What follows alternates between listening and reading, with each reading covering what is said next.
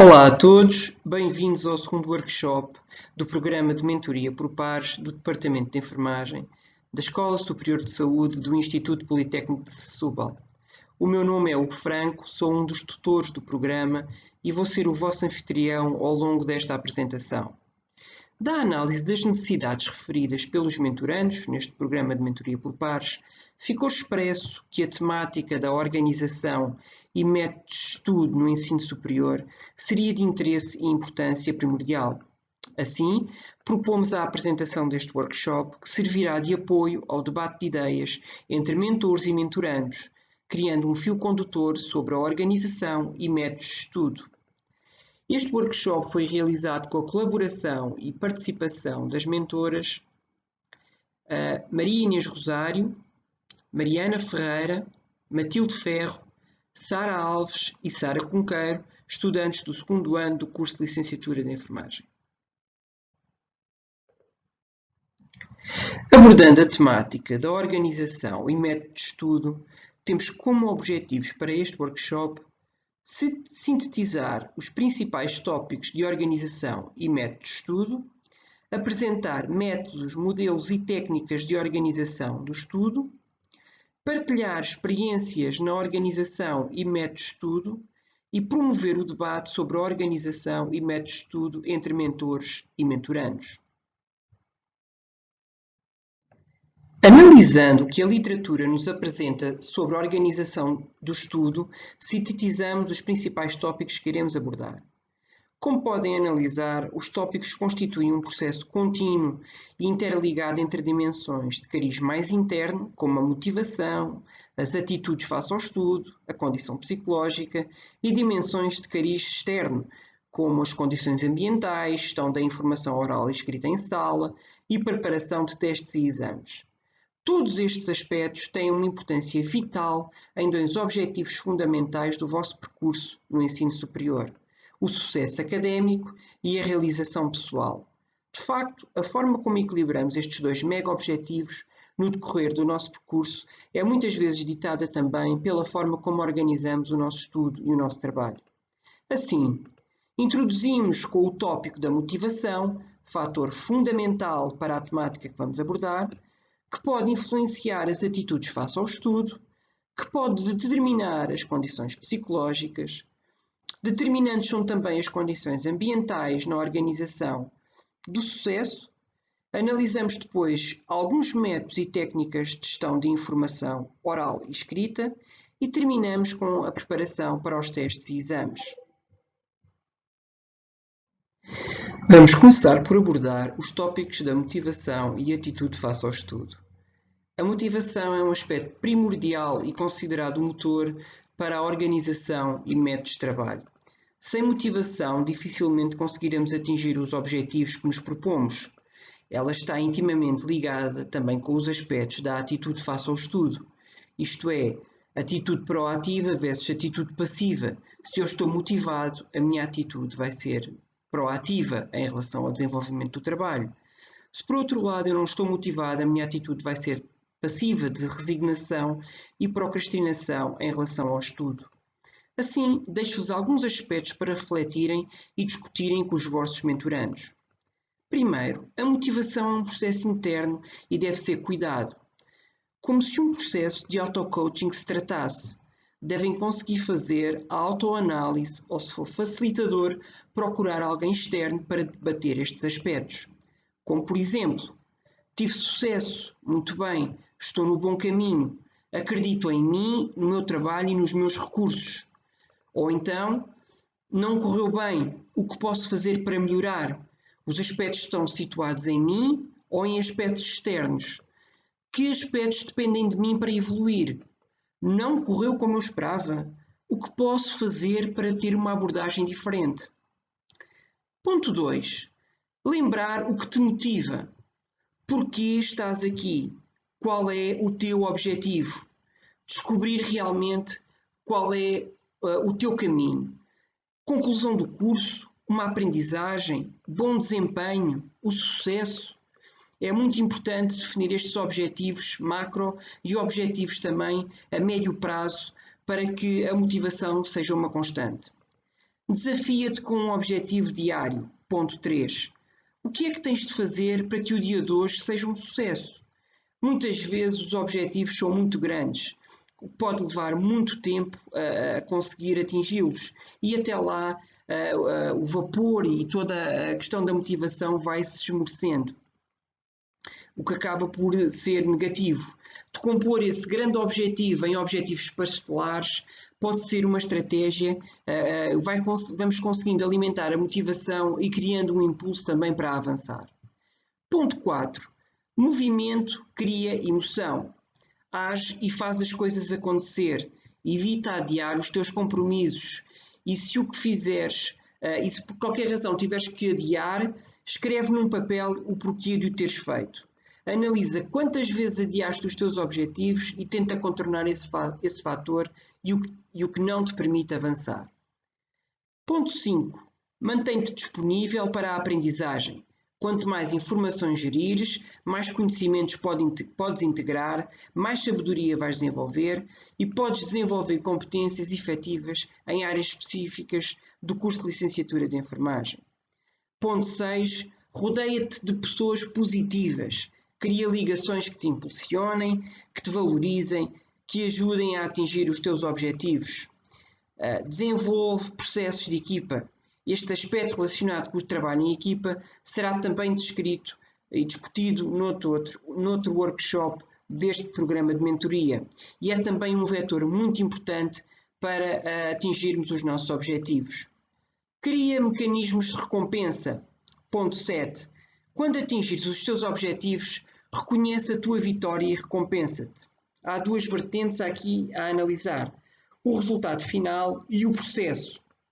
As recompensas devem visar não só o resultado final, mas também o processo. Não importa o tamanho da conquista, importa sim a forma como vamos nutrir a motivação e recompensar as pequenas conquistas. Por exemplo, construir uma ficha de leitura e inputs gráficos para a unidade curricular de anatomia. Muito bem, vou-me recompensar com, por exemplo, um episódio da minha série favorita. Ou revi os procedimentos da ACS1 para a minha aula prática da manhã. Okay? Vou-me recompensar, por exemplo, com 5 gomas. Estes aspectos acabam por ser muito importantes porque vão alimentando o nosso espírito e vamos verificando que vamos atingindo objetivos que são mensuráveis. Deixo-vos agora com o testemunho de uma mentora sobre o tópico da motivação e atitude face ao estudo. Olá a todos, eu sou a Maria, sou estudante do segundo ano do curso de licenciatura em enfermagem e venho aqui hoje falar-vos brevemente acerca da atitude face ao estudo. Bom, eu tento sempre ter um pensamento e uma atitude positiva relativamente ao meu estudo, porque julgo que essas sejam uma das chaves para eu conseguir alcançar os objetivos que pretendo posteriormente nos testes.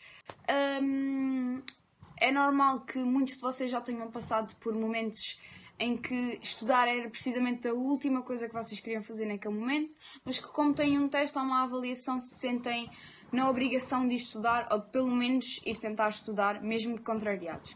Mas o que acaba por acontecer é que nem o estudo foi produtivo e desperdiçámos tempo que poderia ter sido gerido da melhor forma. Mas lá está, não precisam de se sentir culpados por ter preguiça, porque todos nós a temos de vez em quando, mas é muito importante que a saibam gerir de modo a que ela não vos prejudique nem a vocês, nem ao vosso futuro. Dou-vos um exemplo. Eu gosto imenso de ter a sexta-feira à tarde livre, quando terminam as aulas, mas para isso eu sei que tenho que organizar o meu estudo durante a semana. Então o que eu faço é, sempre que termino as aulas, estudo cerca de 2 a 3 horas para conseguir ir mantendo o estudo atualizado. Pronto. Quando me sinto assim um pouco mais desmotivada ou mais cansada, eu gosto sempre de procurar fazer atividades que realmente eu sei que me vão relaxar e me vão deixar assim mais animada. Por exemplo, eu gosto muito de passear, ir tomar um café, lanchar com uma amiga. Por exemplo, vocês podem também arranjar um desporto, uma atividade extracurricular que sintam que vos relaxa e que é bom para espairecer a cabeça, porque também é muito importante que vocês saibam manter a vossa saúde mental, ainda para mais na situação que estamos a viver hoje em dia. Outro método que eu utilizo para me sentir também mais motivada é então pensar nos meus objetivos. Por exemplo, neste momento o meu objetivo é no futuro conseguir ser uma boa enfermeira e para isso eu sei que vou ter que estudar bastante e esforçar-me imenso nestes 4 anos, mas lá está, é um esforço que mais tarde eu espero vir a ser compensado e por isso mesmo eu sei que para alcançar esse meu sonho vou ter que trabalhar. Então penso que seja importante vocês refletirem também acerca do que vos trouxe à enfermagem e qual o vosso grande objetivo para o futuro. E pronto, é isso. Espero que o ano vos corra da melhor forma e um beijinho. O terceiro ponto que vamos abordar está relacionado com a planificação e organização do estudo. Incidimos em alguns pontos importantes. Agenda. Adquirir e personalizar uma agenda, semanal ou diária. Pode ser em suporte de papel, informático, uma app, o que fizer mais sentido para ti e for mais fácil de utilizar. Para além do teu horário, esta agenda deve refletir quais os teus objetivos extra para o dia.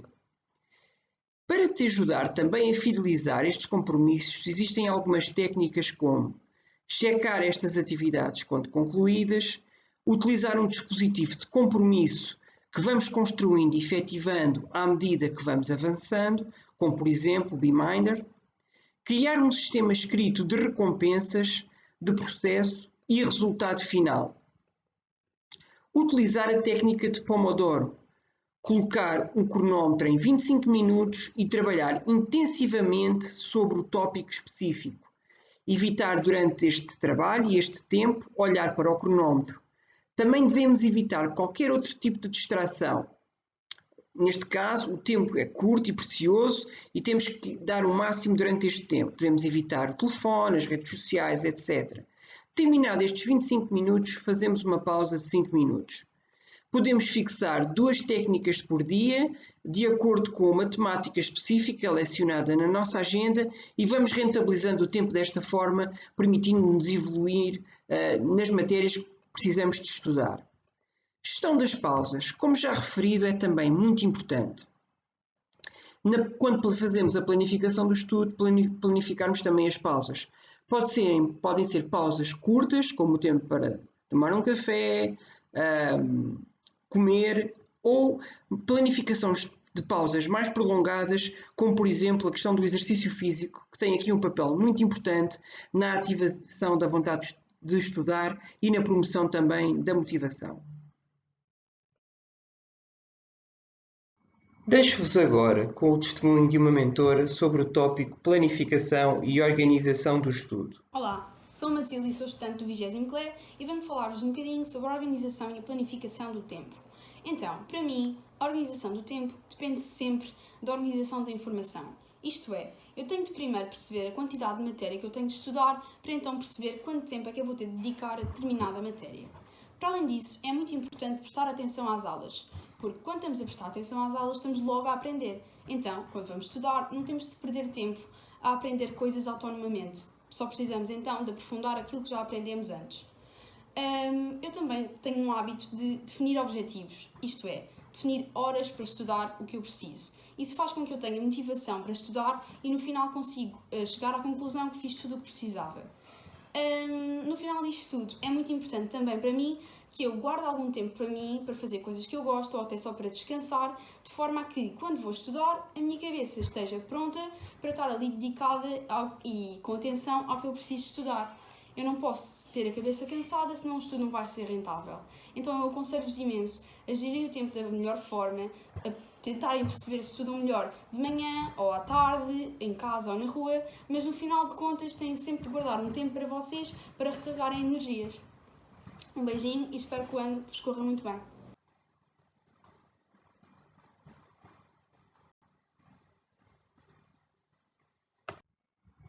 Passamos agora para o ponto 3, condições ambientais e psicológicas. Temos falado um pouco já das condições psicológicas e fazemos um resumo que nos parece importante.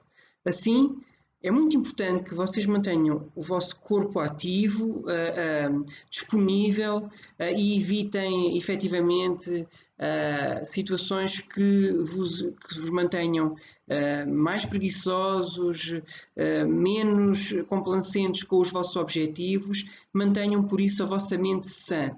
Praticar exercício ajuda bastante neste aspecto. Ter um pensamento positivo. Mesmo quando as coisas não correm como nós esperamos, tentar criar um foco naquilo que é efetivamente os nossos objetivos e por onde é que temos que caminhar. Mesmo quando as coisas não correm bem, há aspectos e ensinamentos que podemos retirar desses aspectos para podermos sempre evoluir. Outro aspecto relativamente e relacionado com as condições psicológicas tem a ver com as questões relacionadas entre a concentração e a dispersão. Devemos ter um foco naquilo que pretendemos, definir claramente quais são os nossos objetivos e não dispersar-nos. Quanto mais focados e concentrados estivermos numa tarefa, mais facilmente vamos conseguir cumpri-la e passar para a seguinte. Relativamente às questões ambientais, é um aspecto também muito importante na organização e na persecução do trabalho. Nem todo o ambiente é favorável para o desenvolvimento do teu estudo. É muito importante que consigas criar o teu setting de trabalho, o teu setting de estudo, onde consigas desenvolver melhor as tuas capacidades. Estes aspectos aqui, há aqui vários aspectos que têm influência, como a exposição à luz, a utilização de música, estudar em companhia, estudar sozinho, a forma como estamos sentados, até a cadeira que utilizamos para fazer esse estudo pode ser importante. Portanto, é muito importante que este aspecto do espaço ambiental onde vais trabalhar seja organizado e seja também criado por ti e seja o mais favorável para o teu desenvolvimento e para a organização destes métodos. Deixo-vos agora com o testemunho de uma mentora sobre o tópico condições ambientais e psicológicas.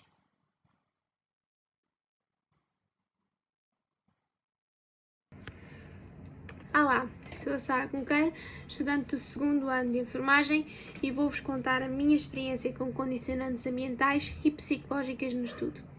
Relativamente às condicionantes ambientais, eu opto por estudar em locais calmos, com poucas distrações, onde eu me sinta confortável e onde tenha todo o material que eu preciso à minha volta.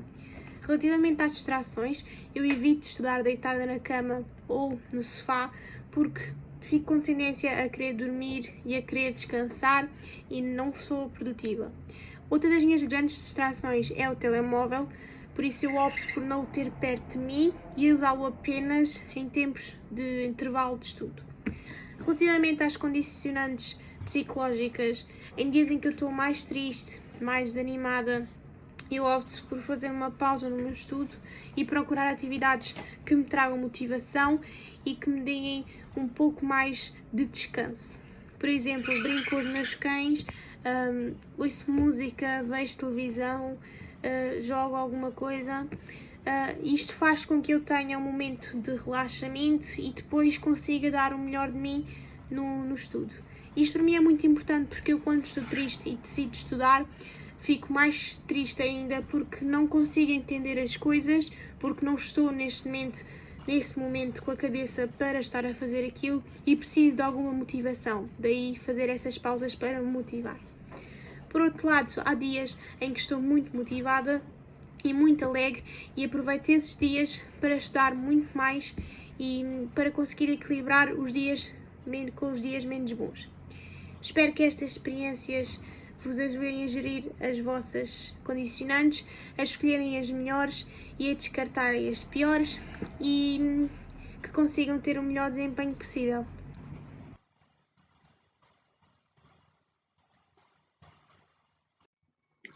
Passamos agora ao ponto 5 do nosso workshop, a gestão da informação oral.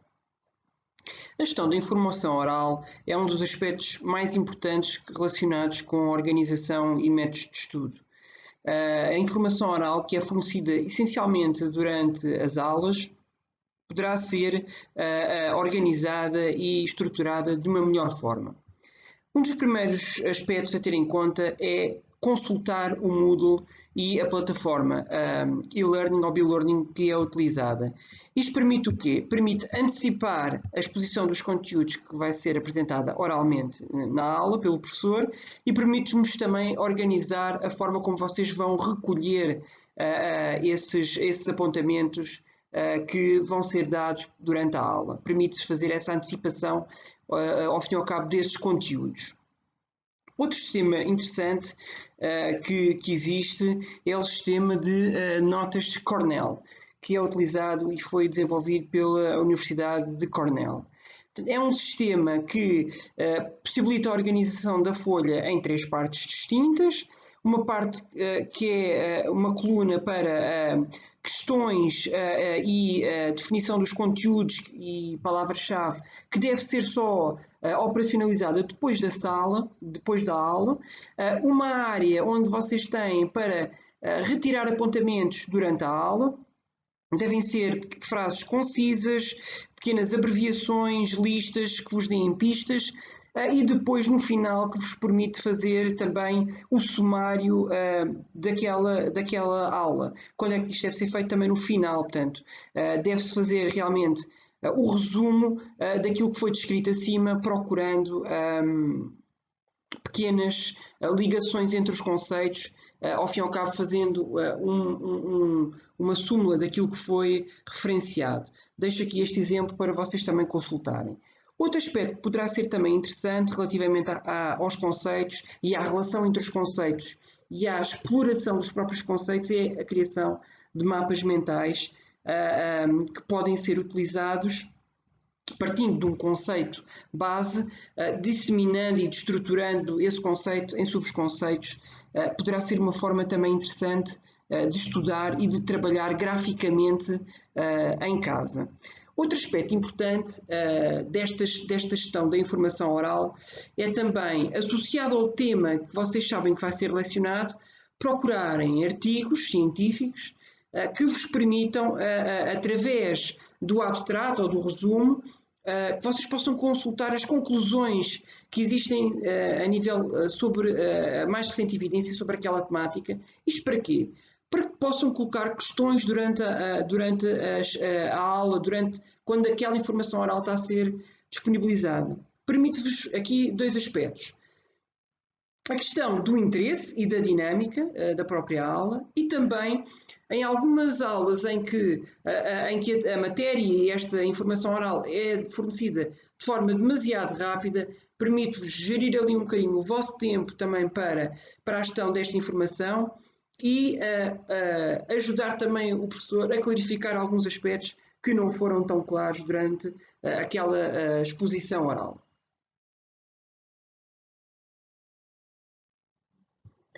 Deixo-vos agora com o testemunho da mentora Mariana Ferreira sobre o tópico Gestão da Informação Oral.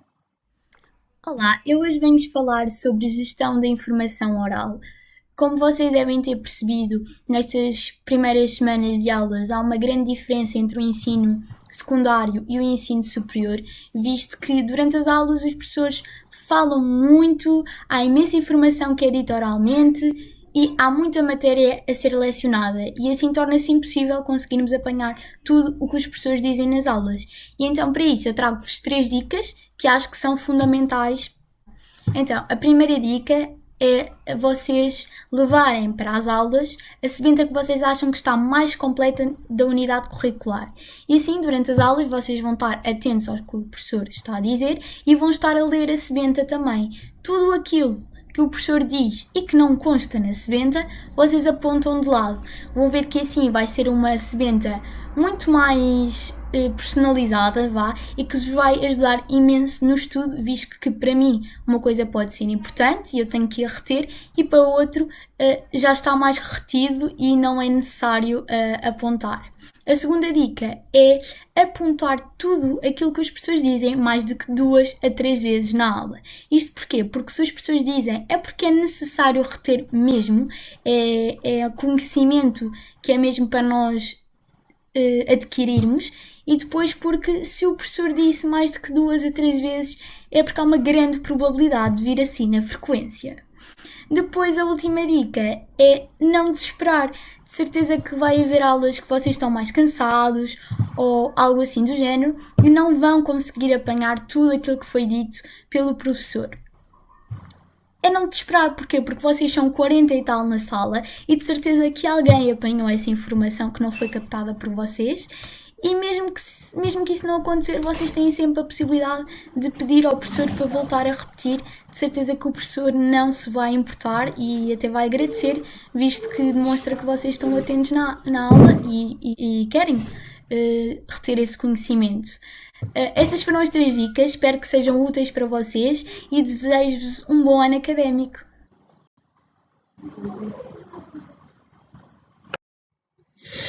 Passamos então aqui ao ponto 6 do nosso workshop, onde vamos abordar a gestão da informação escrita. A gestão da informação escrita pode ser dos apontamentos ou das notas que vocês retiram das aulas, de como escrever resumo, de como consultar um livro e fazer um resumo, de como consultar um capítulo de um livro e fazer a gestão dessa informação, o que seja. Portanto, nós temos aqui várias possibilidades e apresentamos algumas delas. Em relação ao resumo daquilo que é apresentado nas aulas e na gestão dessa informação oral, temos o complemento, por exemplo, como são as notas Cornell, de ter um complemento aqui entre a gestão daquilo que é transcrito na aula e depois o tratamento dessa informação em casa e da gestão dessa informação escrita. Temos também, relativamente a uma determinada temática que foi abordada e que não conseguimos consolidar, em que existem muitos conceitos, a utilização de mapas mentais. Temos também metodologias mais ativas, como a criação de notas personalizadas e de resumos personalizados, onde podemos utilizar software específico como o Evernote ou o OneNote, para escrever efetivamente esses resumos e personalizá-los com imagens, com esquemas associados, ficando essas notas retidas de forma informatizada. A questão de escrever os resumos, quando falamos de capítulos de livros, de pequenos espaços temáticos, é importante que vocês saibam quais as temáticas que é importante efetivamente sublinhar. Portanto, quando fazemos e quando procuramos reter e retirar a informação e procuramos a técnica de sublinhar, devemos sublinhar o menos possível, apenas sublinhar os conceitos que são importantes. E quando escrevemos o resumo, devemos procurar dar ênfase aos principais conceitos, ligando-os com algumas palavras-chave que acabam por servir de charneira à construção e ao encadeamento dos conceitos. O mais importante quando escrevemos resumos é procurar utilizar as nossas palavras e não as palavras que estão ou nos livros ou nos capítulos para nos conseguirmos apropriar efetivamente daquela informação. Outro aspecto muito importante relativamente à gestão da informação escrita é analisar a bibliografia que é cedida em cada unidade curricular. É importante fazer essa análise, fazer essa apreciação, fazer essa leitura e escolher a melhor forma de fazer o resumo desses aportes, utilizando ou fichas de leitura ou outro tipo de metodologia. Também no Moodle estão vários materiais de apoio, como vídeos, como artigos, que devem ser resumidos por forma a constituir uma fonte de material didático específico que pode suportar as vossas ideias e tornar-se de uma forma de consolidar e de gerir aquela informação de forma mais eficaz. Deixo-vos agora com o testemunho de uma mentora sobre o tópico Gestão da Informação Escrita. Olá a todos, o meu nome é Sara e sou estudante do 2º ano e vim aqui falar um bocadinho sobre a gestão da informação escrita da minha experiência pessoal. Então vou meter agora uma imagem no ecrã. Eu tenho esta checklist de coisas que eu tenho em conta quando estou a fazer os meus ditos resumos. Que é principalmente os apontamentos das aulas, que é importante saber sintetizar a informação que o professor está a dizer, porque, por exemplo, algumas coisas que os professores dizem que é tipo palha, digamos assim, que é só para ajudar na compreensão de certos conceitos. E é importante nós sabermos o que é palha e o que não é, quando estamos nas aulas, porque nunca conseguimos apanhar tudo, como é óbvio. E também pode dar jeito pedir, por exemplo, os apontamentos dos colegas e tentar complementar os nossos com os deles. Depois os PowerPoints que alguns professores disponibilizam, nem todos, que também pode servir de forma para orientar os resumos, porque tem palavras-chave e está tudo organizadinho. E depois, em relação aos artigos e documentos e a bibliografia recomendada, é importante também saber sublinhar o que é importante. Eu tenho aqui um exemplo que eu estava a começar a sublinhar. E o que eu faço é meter as palavras-chave de uma cor diferente do que é importante, digamos assim. É tudo importante, mas só para eu saber que aquilo é uma palavra-chave nesta matéria. E temos que também saber sintetizar e não sublinhar tudo, porque senão ficava uma confusão enorme. E claro que é muito importante fazer a pesquisa própria, para além do que foi disponibilizado, porque pode haver certas lacunas nos nossos resumos que temos de preencher pesquisando. E também essa pesquisa, fornece-nos mais conhecimento. Em relação à forma como eu organizo os meus resumos, por exemplo, a melhor forma para mim para aprender é a escrever e depois a ler. Então eu tenho aqui exemplos de 2 resumos que eu fiz, que eu escrevo e vou sublinhando. E é assim que eu apreendo informação. Também tenho aqui uma imagem de uma colega minha. Ela faz assim estes esquemas muito bonitos, muito bem organizadinhos. E ela também faz esses desenhos para quem tem assim uma vertente mais artística, que eu não tenho. Ela também faz esses desenhos e sublinha o que é importante. Preparação de testes e exames. Ponto 7. Chegamos ao final do nosso workshop. Efetivamente, todo o trabalho e toda a organização que fizemos para o estudo pode refletir para um resultado final que pode estar relacionado com uma avaliação ou com um momento de avaliação. Pode ser por teste escrito, ou teste oral, ou mesmo avaliação prática. É importante definirmos aqui alguns aspectos. A questão da memória. É importante trabalharmos a nossa memória. Existem técnicas de repetição intervalada que nos dizem de quanto em quanto tempo é que nós devemos rever os conceitos, os conteúdos, como é que devemos organizar essa mesma orientação. Por isso vos recomendo uma leitura sobre esta questão da técnica de repetição intervalada da memória.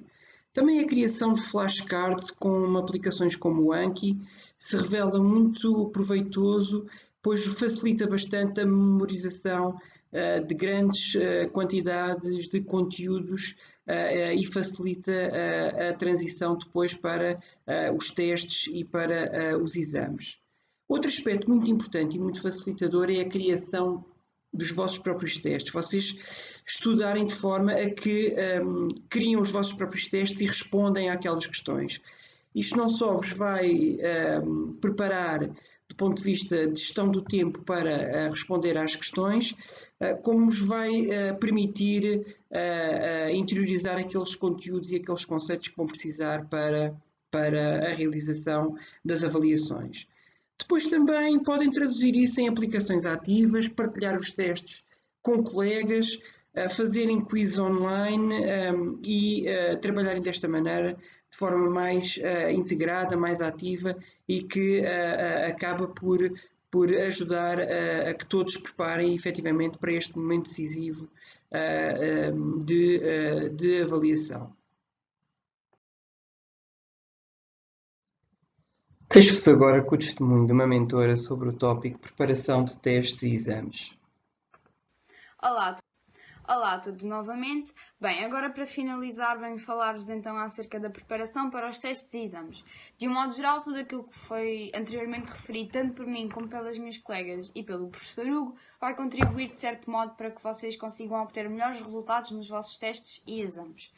Sendo assim, é importante que vocês procurem manter-se motivados, procurem fazer atividades que vos tragam essa motivação, que tenham uma atitude positiva relativamente ao estudo, que consigam gerir bem o tempo que vocês realmente têm para estar concentrados e focados no estudo, mas também procurem fazer coisas que vos tragam tranquilidade, que vos tragam bem-estar psicológico, que também é bastante importante, que consigam organizar e planificar muito bem o vosso tempo, para não deixar atrasar as coisas, porque depois torna-se muito mais complicado de acompanhar as disciplinas e de estudar as disciplinas. Deixar tudo para o fim é as piores coisas que podem fazer, porque depois, como eu costumo dizer, têm que correr atrás do prejuízo, acabam por ficar mais frustrados, acaba por correr tudo muito pior. Portanto, o melhor é sempre conseguirem organizar tudo. Lá está, tentarem estudar durante a semana, de modo a organizar aquilo que deram nas aulas. A informação que, por exemplo, nós recebemos dos professores, eu gosto imenso de escrever no computador, sinto que dá para acompanhar melhor. Organizem bem todos os vossos resumos, todas as fichas, tudo o que vocês tiverem. Tentem organizar numa pastinha, tudo muito bem organizado, para que vocês consigam depois gerir bem toda essa informação. Vão tentando sempre acompanhar as aulas, estar atentos, ler as coisas depois das aulas para ajudar a que as ideias fiquem mais organizadas. Tentem procurar também os métodos de estudo que funcionam melhor para vocês, se é escrever à mão, escrever ao computador, fazer esquemas. Há imensas formas que vocês podem aplicar então o vosso estudo, tentar perceber também para vocês se é melhor estudar em casa, se é melhor estudar fora de casa, num sítio também calmo, que dê para espairecer a cabeça. É importante, muito importante, que vocês consigam gerir o vosso stress, porque, como todos nós sabemos, muitas vezes o stress é um fator prejudicial, acaba por complicar os testes. Nós chegamos aos testes com os nervos, dá-nos umas brancas, como nós costumamos dizer, ficamos ainda mais nervosos, sem saber o que fazer. Portanto, é essencial que vocês arranjem formas de controlar o stress, seja a respirar, seja dar uma volta, andar, correr, não sei, há imensas formas e cada forma resulta de maneira diferente para cada um de nós. É essencial então que vocês descubram, digamos assim. E pronto, é isso. Espero então mais uma vez que o ano vos corra da melhor forma, que consigam alcançar os vossos objetivos, conseguirem bons resultados e que nós vamos estar sempre aqui para esclarecer qualquer dúvida que tenham. E é isso. Um beijinho. Obrigada. Concluindo o segundo workshop do Programa de Mentoria por Pares e agradecendo a participação e partilha das experiências das mentoras, deixo-vos alguns desafios para a vossa próxima reunião com os mentorandos. Assim, partilhar a apresentação do segundo workshop com os mesmos, introduzir os tópicos específicos para a discussão sobre a organização e métodos de estudo, ver a checklist colocada no Moodle, na zona do Moodle do Programa de Mentoria por Pares, promover o debate sobre a organização e método de estudo, registar e devolver no Moodle, na zona do Programa de Mentoria por Pares, os principais aspectos da reunião sobre método de estudo até ao dia 13/11 de 2020. Muito obrigado pela vossa atenção, boas aprendizagens e bom resto de ano letivo.